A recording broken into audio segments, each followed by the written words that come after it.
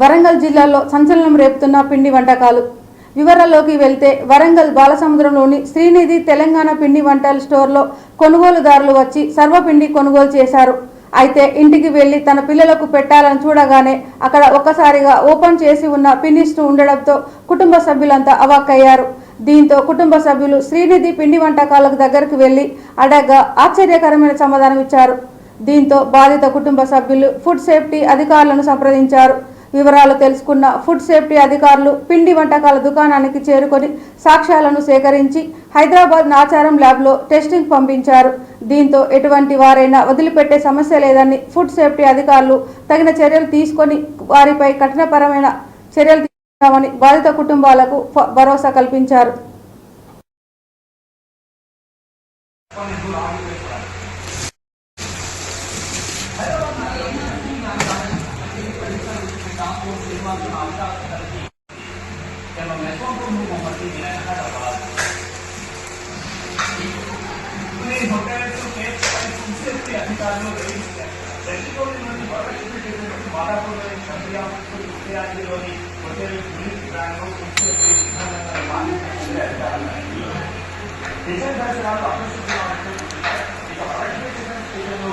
వరంగల్లోని హోటళ్లలో, రెస్టారెంట్లలో ఫుడ్ కల్తీ బాగోతాలు చాలా చూస్తున్నాం.